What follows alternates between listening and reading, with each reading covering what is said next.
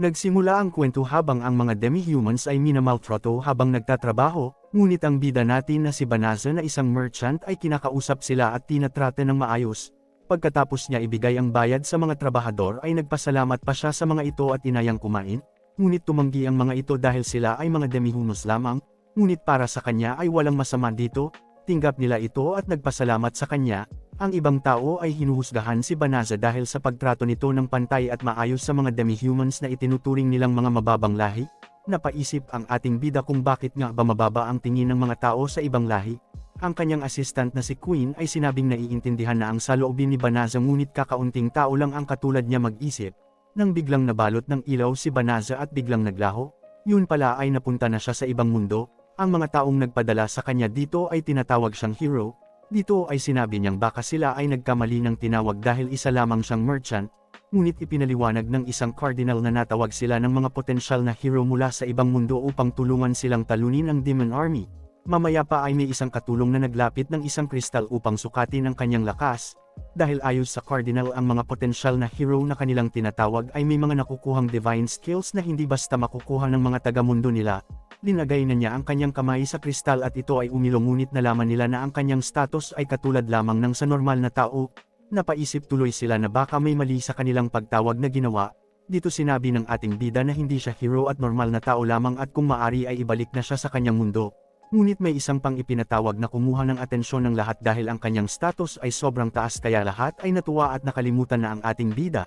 Natuwa ang hari sa dito at inanunsyo na siya na ang kanilang bagong hero.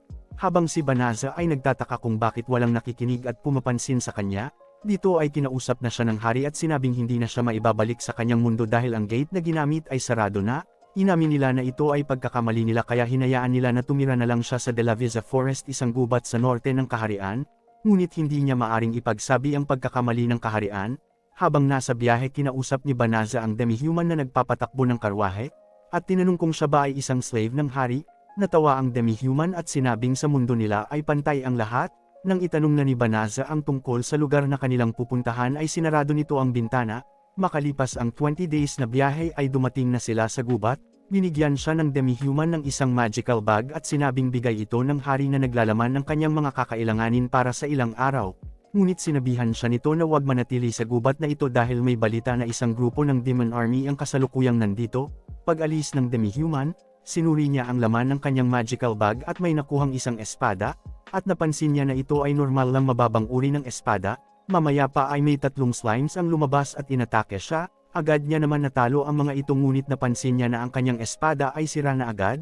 Biglang may system na nagsalita at sinabing siya ay nag-level up at pinakita ang kanyang status.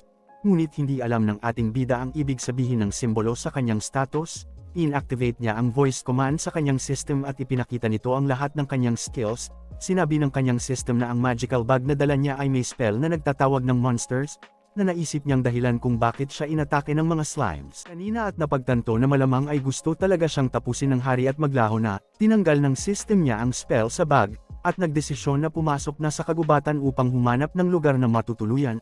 Ngunit binalaan siya ng system na kontaminado ang gubat ng Malicium. Ito ay nanggagaling sa mga demon at masama ito para sa mga tao. Sinabihan siya ng kanyang system na ipurify ang gubat gamit ang isa niyang spell at 1/3 ng kanyang mana. Pumayag siya dito at isang malaking magic circle ang lumabas at nagliwanag.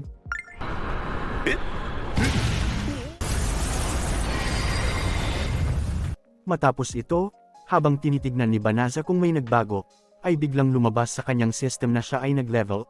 Samantala, kinausap ng prinsesa ang hari tungkol sa hindi nito pagtrato ng maayos kay Banaza at sinabing may balita na may grupo ng Demon Army ang nasa De La Visa Forest sa norte ng kaharian. Ngunit walang pakialam ang hari dahil hindi si Banaza ang kanilang hero. Biglang may dumating na magician at sinabing nalaman nila na may gumamit ng purification spell na isa sa pinakamataas na uri ng magic. Naniwala ang hari na ang hero ang gumamit nito at sinabing siya ang pinakamalakas sa kasaysayan. Ngunit sinabi ng magician na hindi ito maaari dahil ang hero ay nasa south at ang purification ay nangyari sa De La Visa Forest sa north. Mabalik sa ating bida. Sa sobrang dami ng level na kanyang natanggap ay nagtaka siya at nagulat dahil ngayon siya ay nasa level 367 na kaya siya ay napaisip kung paano ito nangyari, at iniisip pa rin niya kung ano ang ibig sabihin ng simbolo sa kanyang status. Nang tinignan niya ang kanyang mana ay nakita niya na puno na agad ito at naisip na malamang ay sobrang baba nito kaya napuno agad. Ngayon ay iniisip ni Banaza kung paano siya pupunta sa bayan dahil pinagbawalan siyang pumunta doon. Dito sinabi ng kanyang system na pwede siyang magpalit anyo gamit ang kanyang magic. Ang una niyang subok siya ay naging babae.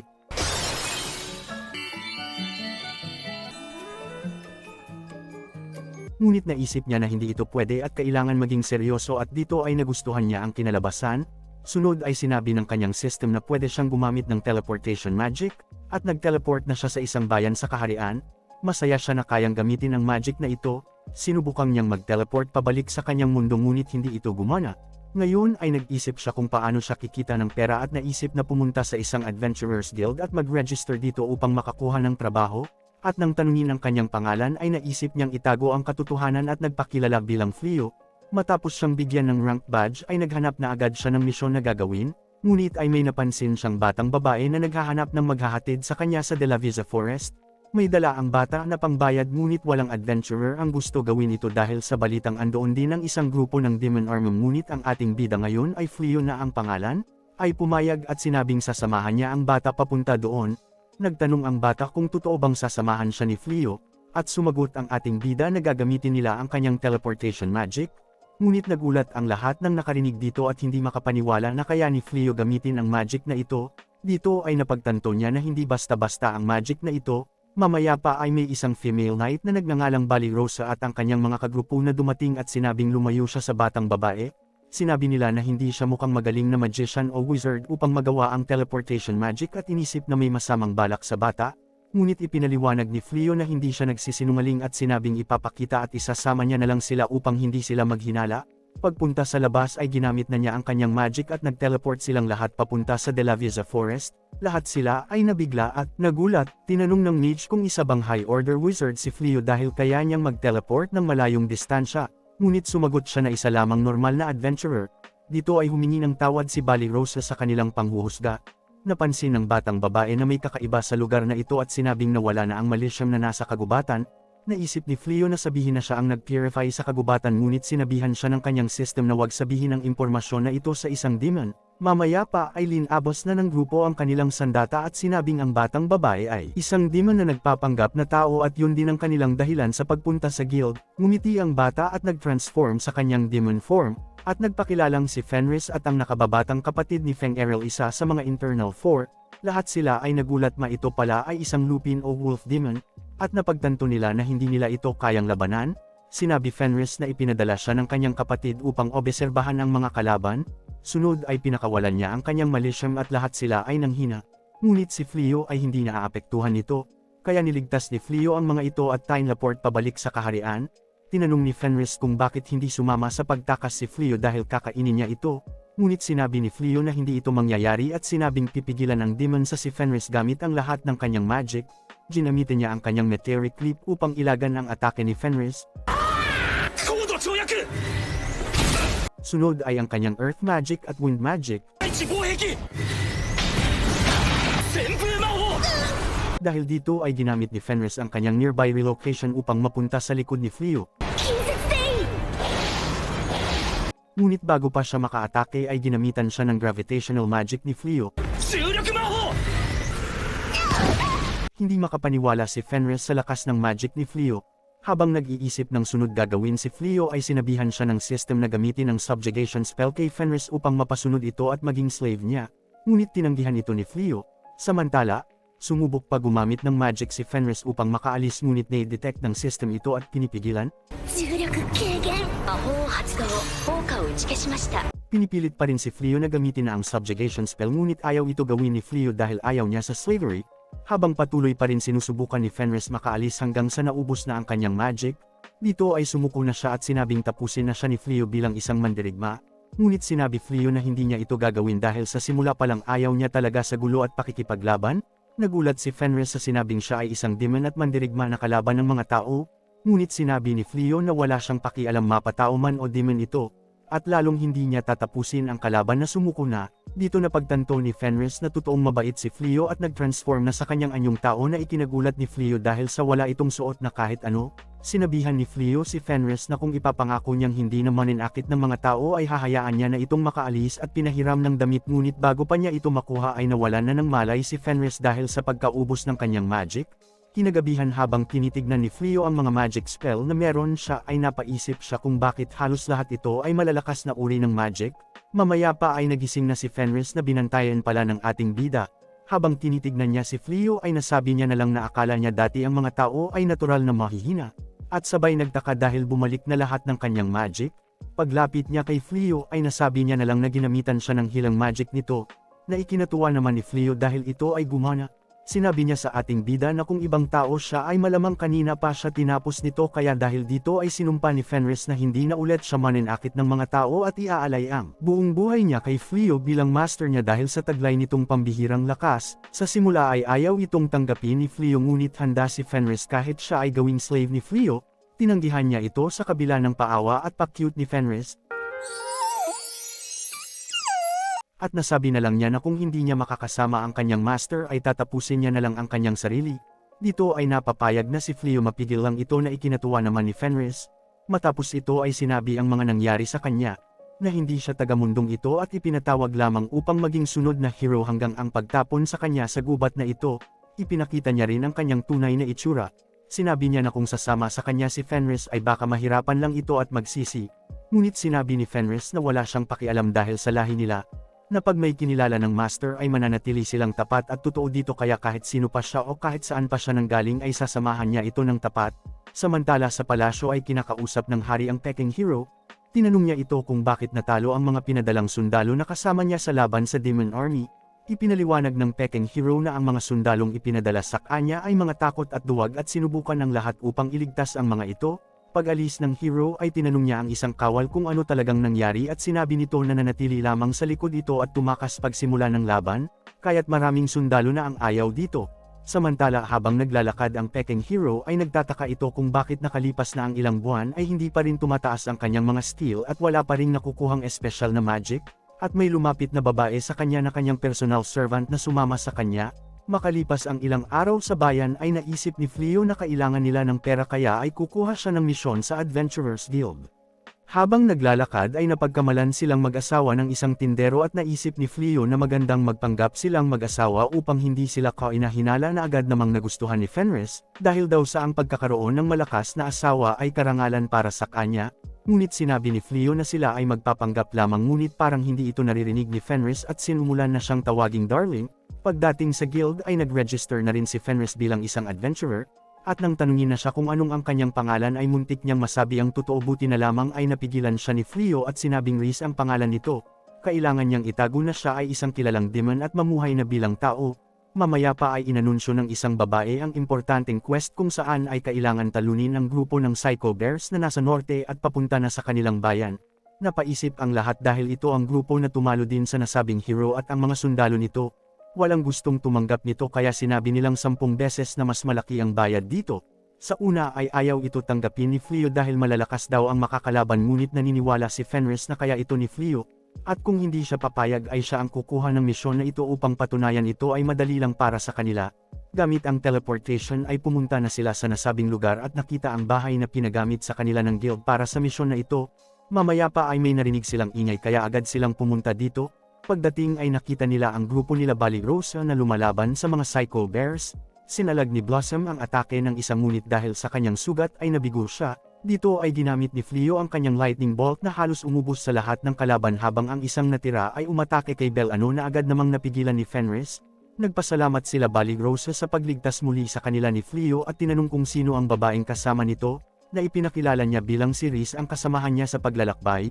Ngunit inakala ni Reese ay ipakikilala siya bilang asawa. Mamaya pa ay may isa pang Psycho Bear na lumabas sa likod ni Reese, ngunit bago pa ito makaatake ay natakot na ito sa tingin pa lamang ni Reese at sumuko na. Dahil dito ay naisip nila Reese na gawing alaga ang demon na Psycho Bear na ito, na ikinabigla ng grupo nila Ballyrosa.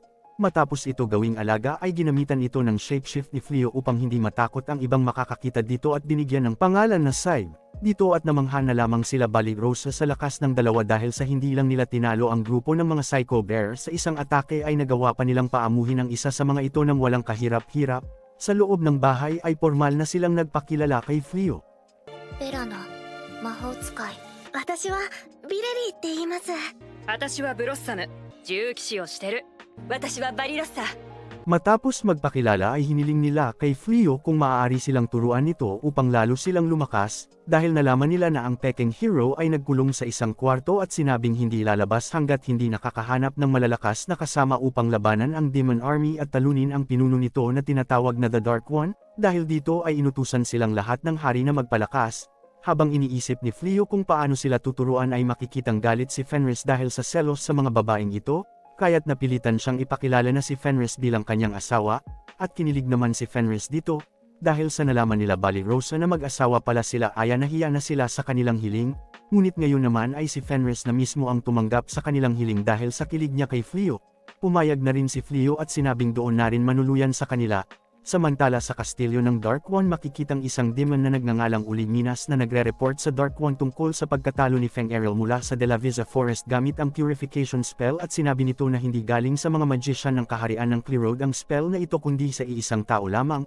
Dito ay naging interesado ang Dark One tungkol sa taong kayang gamitin ang spell na ito mag-isa na isang uri ng high-level magic at kayang umubos ng mga demon ng biglaan, at sinabing hanapin ang taong ito. Sunod na araw, paggising ni Fleo ay nagulat dahil na andito si Fenris, at dito niya naalala na kailangan nila matulog sa iisang kwarto dahil sa pagpapanggap nilang mag-asawa, at biglang tinulungan ni Fenris si Fleo magbihis ngunit sakto namang pumasok si Balirosa sa kwarto upang magtanong sa training. Sa simula ng training ay nakaharap ni Balirosa ang isang halimaw, ngunit hindi pa siya natatapos magsalita ay umatake na agad ito. Sinubukan ni Blossom atakihin ito ngunit hindi ito tumama, at bago pa siya tamaan ng halimaw ay sinabi ni Fenris kay Bellano na gumamit ng spell. Habang libreng makakaatake si Bylri sa halimaw, hindi man lamang nagasgasan ito mula sa atake at maging si Bellano ay naubusan na agad ng magic kaya lahat sila ay napatakbo na lang sa halimaw. Napis-isip na lang sila Fleo na mukhang marami pang dapat matutunan ang mga ito. Matapos ay pinakita ni Fleo ang magiging kwarto ng mga ito at sinabing dahil sa natapos niya ang misyon at natalo ang mga Psycho Bears ay nabili niya ng mas mura ang bahay na ito. Tinawag sila ni Fenris at sinabing handa na ang pagkain.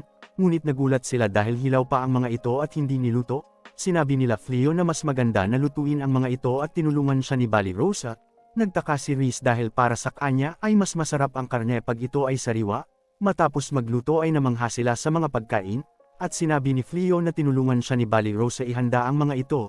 Dito sinabi ni Balirosa na mas magaling siya magluto kaysa sa humawak ng espada dahil dating marangal na pamilya sila o noble family.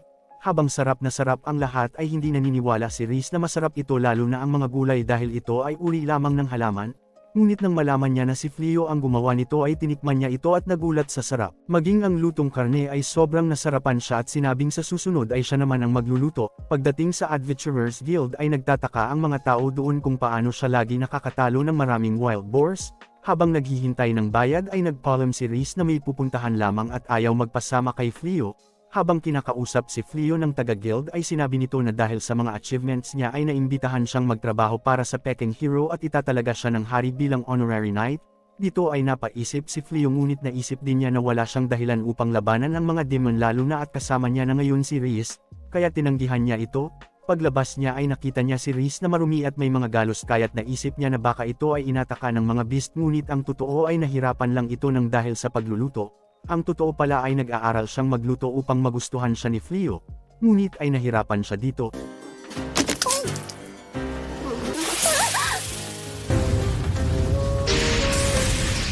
Sa isang banda habang napapalibutan ng kababaihan ay nabalitaan na ng Peking Hero ang tungkol kay Fleo na isang malakas na adventurer at nasabing makakatulong ito sa pagtalo sa Dark One. Makalipas ang isang buwan ay makikita natin na kausap ni Fleo ang isang kawal galing kaharian. Ito pala ay lagi siyang pinupuntahan upang sumama sa grupo ng hero at maging isang knight ngunit lagi silang tinatanggihan ni Fleo. Habang tinitignan ni Fleo ang taniman ni Blossom na dati palang magsasaka, ay tinuturuan naman ni Reese si Bylri, ngunit sinabi nito na hindi niya kayang atakihin ang ibang halimaw dahil masyadong cute ang mga ito. Samantala binigyan ng singsing ni Fleo si Bellano na kanyang gawa ito ay nagpapalakas ng magic ng may suot nito. Pag alis ni Fleo ay sinubukan ilipat ni Bellano ang singsing ngunit nakita ito ni Reese. Nagbiglang sumigaw si Balirosa na inatake pala ng isang halimaw at humingi ng tulong kay Fleo, ngunit si Riz ang tumulong sa kanya. Ito pala ay nagpapapansin lamang kay Fleo. Habang nangyayari lahat ng ito ay may nagmamasid si Uliminas sa kanilang lahat. Pagdating naggabi ay nagulat ang lahat sa mga luto ni Riz, at nang tanungin dito niya sinabi na patago siyang nag-aaral magluto para kay Fleo, na nagustuhan naman ni Fleo at ikinatuwa niya. Nakita lahat ito ni Uliminas at ikinagulat ang ginagawa ni Riz, dahil sa Demon Army ay isa sa pinakakinatatakutan na warrior si Fenris. Naramdaman na pala siya ni Riz at pinuntahan, pinapasok siya nito at tinanong kung anong ginagawa nito dito. Sinabi nito na siya ay nag-iimbestiga lamang at nakita lang si Riz. Dito ipinakilala ni Riz na kanyang asawa si Fleo, na ikinabigla niya. Dito ay napaisip si Uliminas kung paano napabago ni Fleo si Riz at kung paano ito nananatiling kalmado kahit may mga demon siyang kasama. Bukod pa dito ay hindi niya mabasa ang status ni Fleo na kahit ang Dark One ay kayang niyang makita. Binanggit ni Uliminas ang pagbabago sa gubat na ito dahil wala ng mga magic beast dito. Dito ay sinabi ni Fleo na baka ang dahilan ay dahil sa purification spell na kanyang ginamit dito. Dito nagulat siya na si Fleo pala ang taong gumawa nito at sinabi kay Fenris na siya ang taong tumapos sa kanyang kapatid gamit ang spell na ito. Hindi ito alam ni Fleo at ikinagulat. Tinanong niya si Riz kung alam nito na ganoon ang nangyari.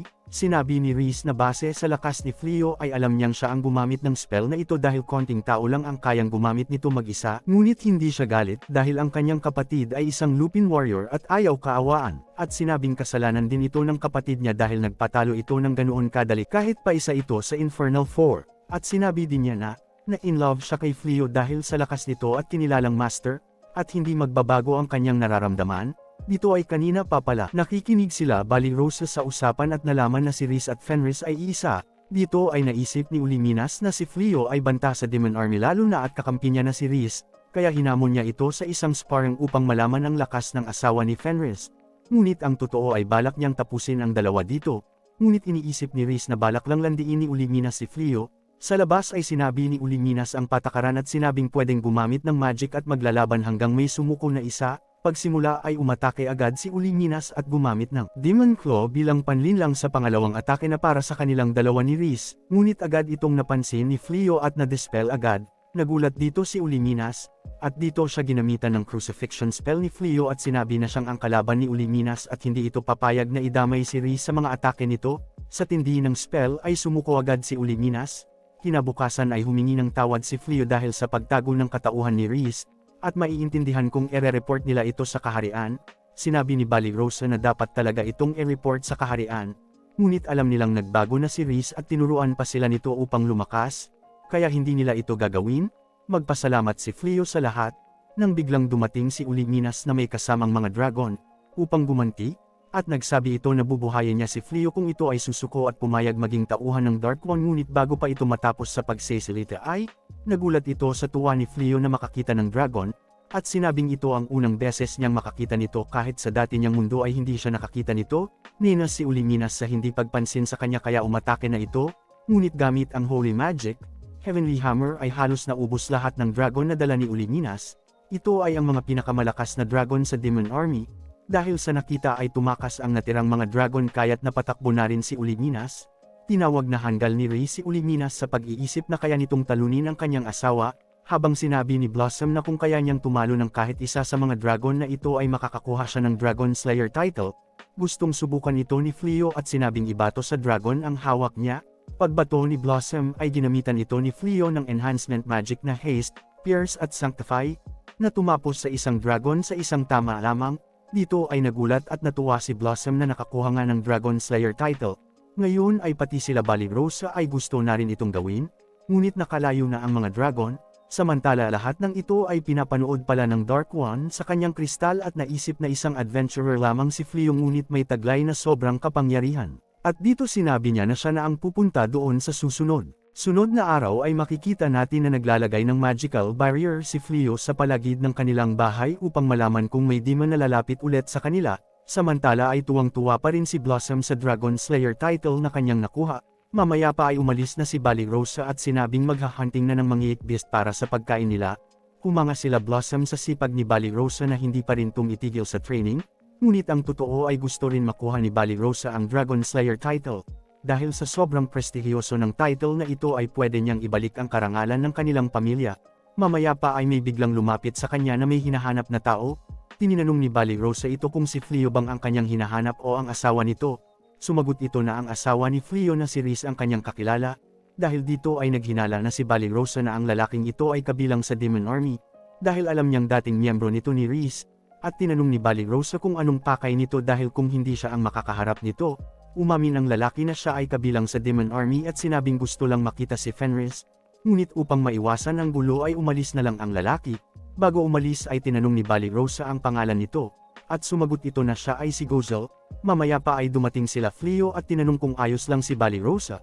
Sumagot ito na ayos lang at sinabing may lalaki na nagngangalang Gozel mula sa Demon Army ang pumunta dito. At dito sinabi nila Fleo na ang lalaking ito ay ang Dark One mula sa na-detect niya sa kanyang barrier. Hindi makapaniwala si Balirosa dito at sinabi rin ni Reese na ang tunay nitong pangalan ay Goal. Dito ay lubos na natakot si Balirosa na baka tapusin siya nito. Kinabukasan ay bumalik ang Dark One at pinatuloy naman ni Fleo. At nagkita ulit sila ni Balirosa. Habang nag-uusap ay nagtataka si Balirosa kung bakit kailangan niyang sumama sa usapan na ito at katabi pa ang Dark One. Namang-aha ito kay Fleo dahil ito ay kalmado pa rin kahit nakaharap na siya. At dito ay diretsa nang inimbitahan si Fleo na sumali sa Demon Army. Na tinanggihan ni Fleo.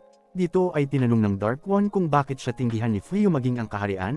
Sinabi ni Fleo na wala siyang dahilan upang labanan ang sinuman at isa pa hindi siya taga-mundong ito kaya hindi niya alam ang dahilan ng paglalaban ng dalawang panig. Sinabi ni Reese na hindi na nila sinabi ang dahilan kay Fleo dahil ayaw din naman ito sa labanan. Kaya't ang Dark One na mismo ang nagkwento tungkol sa kasaysayan ng labanan na ito. Matapos ang kwento ay tinanong ni Fleo kung gusto ba ni Gozel na itigil na ang gyera. At dito sinabi niya na kahit siya na ngayon ng Dark One ay wala siyang kagustuhan na maghari sa buong mundo. Ngunit bilang pinuno ng mga demon ay ipagtatanggol niya ang kanyang lahi sa kung sino man ang manakit dito. At muling inalok si Fleo na sumali sa kanila. Ngunit sinabi ni Fleo na wala siyang gustong kampihan sa dalawa. Dito ay natawa na lang ang Dark One sa sagot na ito. Babalik muli at bago umalis ay napahanga siya na bukod kay Fleo ay may isa pang tao na kayang manatiling kalmado sa presensya ng Dark One. At humanga kay Balirosa. Yun pala ay kanina pa nawala ng malay ito.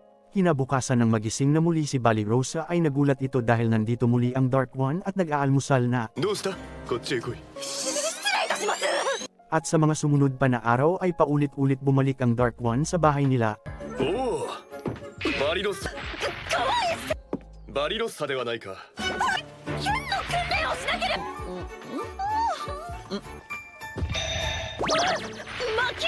おお、なかなかの働き者よ。 Samantala sa kaharian, ay may nagbalita sa hari na may isang lalaki na nanggagaling sa Demon Territory ang laging pumupunta sa adventurer na si Fleo. Nagalit ang hari tungkol dito at gustong magpadala ng sundalo, ngunit pinigilan siya ng prinsesa at sinabing wag agad magbintang hanggat hindi pa napapatunayan ang lahat ng ito, dahil baka ikagalit ni Fleo ang gagawin ng hari, at magandang idaan sa maayos na usapan. Ngunit biglang dumating ang Peking Hero at sinabing siya ang kakausap kay Fleo at pasusunodin. Sa Demon Castle ay balak muling bumisita ng Dark One kay Fleo ngunit ay pinigilan siya ni Uliminas. At sinabing mas mabait at maintindihin pa si Fleo kaysa sa hari.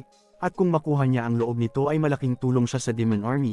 At sinabi ni Uliminas na ang buong Demon Army ay naghihintay na lang sa kanyang utos sa pag-atake. Ngunit marami ng mga demon ang hindi nagugustuhan ang pagdalaw niya sa isang tao at tinanong kung talagang gusto niya lang makuha ang loob ni Fleo. Samantala, nag-uusap si Fleo at si Reese at sinabi ni Fleo na ngayon na alam niya na mayroon siyang napakalakas na kapangyarihan ay ayaw niyang gamitin ito sa pakikipaglaban, at hinangaan ni Reese ang taglay na kabutihang loob ni Fleo, at mamaya pa ay dumating ang Peking Hero na may kasamang isang hukbo ng sundalo. Dito ay pinagbintangan niya si Fleo na kumakampi sa Demon Army at pinapipili kung sasama si Fleo at magiging tauhan niya o tatapusin siya na. Habang nananaginip ng gising ang Peking Hero, ay sumagot na si Fleo at sinabing wala siyang balak kampihan. At dito ay sinabihan ng traidor ng Peking Hero ngunit pinagtanggol siya nila Balirosa, kaya't maging sila ay idadamay ng Peking Hero. At dahil dito ay sinabi ni Fleo na aalis na sila at ginamit ang teleportation spell kasama ang bahay maging taniman.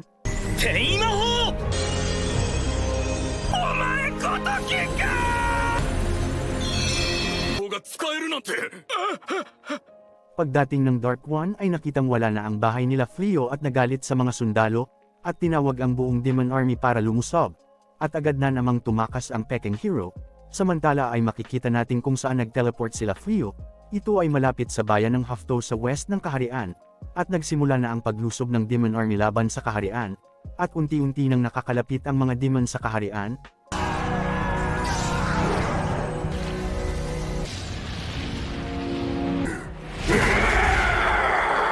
Dito ay tinanong ng hari kung nasaan na ang hero o ang peking hero, at sinabing ito ay nagtago na naman, at sinabing kailangan nilang ipatawag lahat ng magician sa kaharian upang magamit ang purification spell.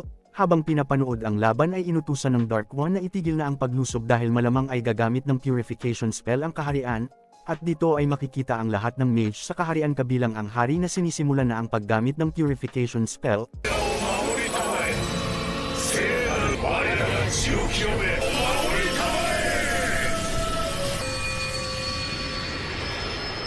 Samantala sa bahay nila Fleo ay pinag-uusapan nila ang mga balak gawin upang kumita, mabalik sa kaharian.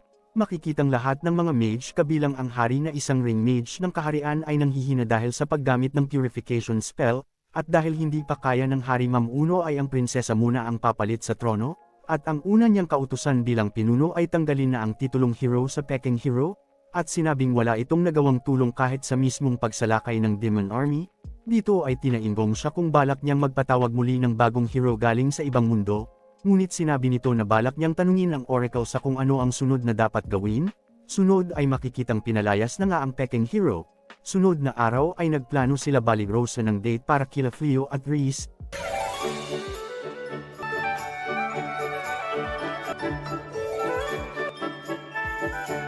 At bago matapos ang date ay rinagaluhan ni Fleo si Reese ng brooch na ikinatuwa nito. Kinagabihan sa sobrang saya ni Reese ay tinabihan nito si Fleo sa pagtulog. Samantala sa palasyo, ay makikitang nagnanakaw ng kayamanan ng peking hero. Habang iniisip nito kung paano nakakagamit ng malakas na magic si Fleo ay biglang may boses na kumausap sa kanya at sinabing bibigyan siya ng kapangyarihan. Sinundan niya kung saan nanggagaling ang boses, at nakita nito ang isang espada na nakatusok sa sahig. Sinabi ng boses na hugatin nito ang espada upang magkaroon ng kapangyarihan.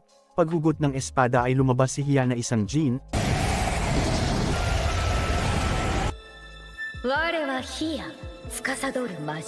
At sinabi nito bilang gantimpala sa pagpapalaya sa kanya ay bibigyan niya ito ng 3 kahilingan. Habang nangyayari ito ay makikita natin ang prinsesa na kausap na ang Oracle, at tinanong nito kung ano gagawin upang miligta ang kaharian.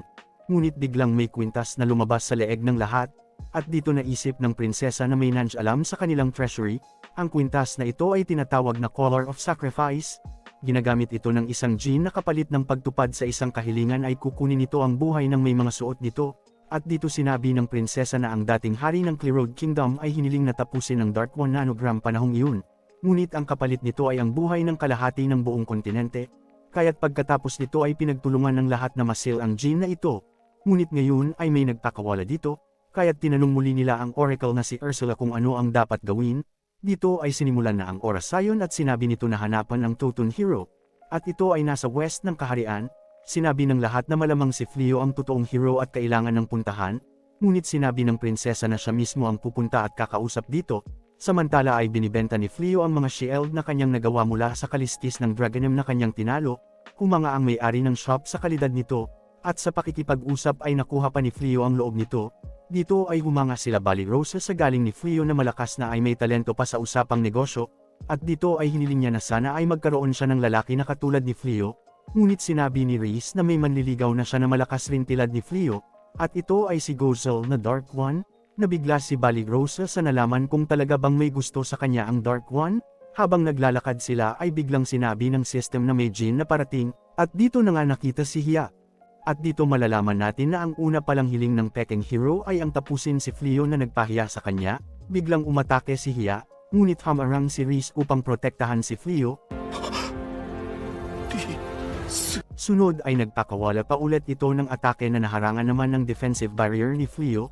Sinusubukang gumamit ng hilang magic ni Fleo ngunit hindi na ito naganap dahil sa lala ng pinsala. At bigla ulit silang inatake ni Hia gamit ang kanyang Primordial Light Magic. Nagulat si Hia dahil nasalag pa rin ito ni Fleo, at sinabi ng system na nakuha na niya ang Primordial Light and Dark Spell. Ngunit ay hindi na ito napansin ni Fleo sa sobrang galit niya. Automatic na ginamit ng system ang Time Reversal Magic at nawala lahat ng pinsala ni Reese. Nagulat si Hia kung paano nagagamit ng isang tao ang magic na ito, at tinanong kung sino talaga si Fleo ngunit agad siyang inatake ni Fleo na sobra na ang galit sa kanya.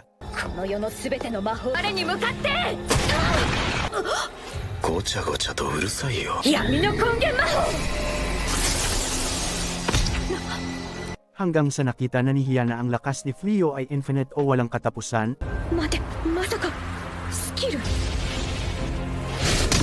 おぎょ魔法も意味をなさ mamaya pa ay nagising na si Reese, at nakita ang galit ni Fleo.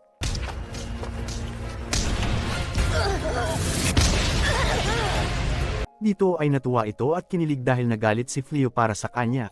Ngunit naalala din niya na si Fleo ay mabuting tao na ayaw manakit ng sino man, kaya bago pa nito tapusin si Hiya ay pinigilan na niya ito, at dito ay tumigil na si Fleo at sobrang natuwa na ayos lang si Reese.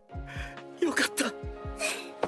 Mamaya pa ay dumating na ang prinsesa sa west ng kaharian upang hanapin si Fleo, ngunit napansin nila na nawala na ang kwintas. Mabalik sa Peking Hero, malalaman natin na may isa pa palang nakasil ang nakawala at sumapi sa loob ng katawan ng babae mang kasama ng Peking Hero.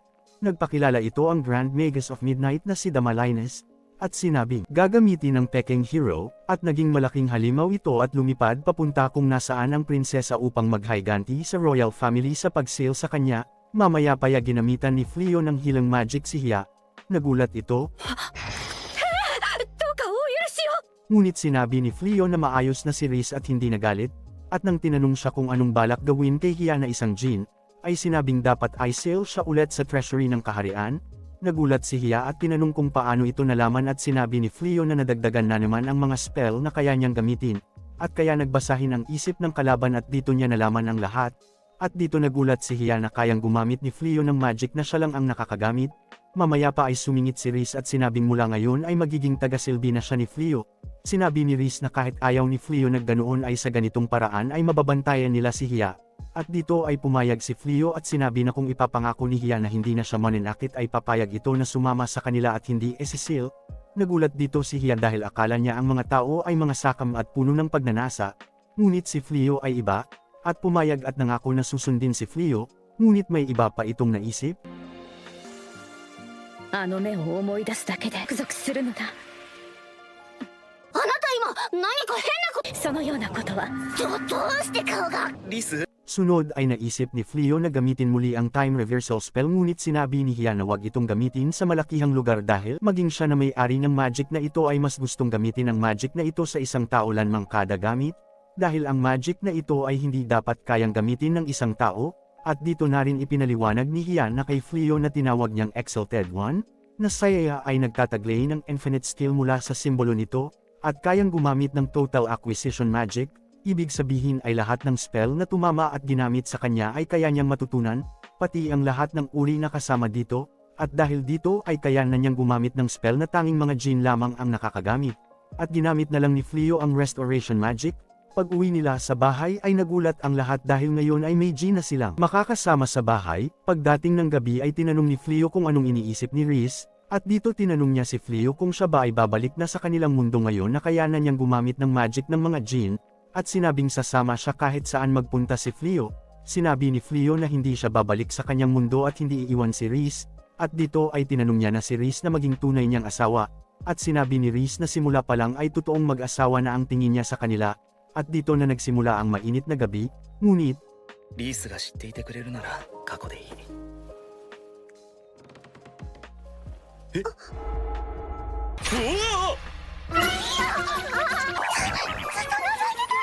こうなるお方の行く末を見てはあ？禁止！後から邪魔をしないように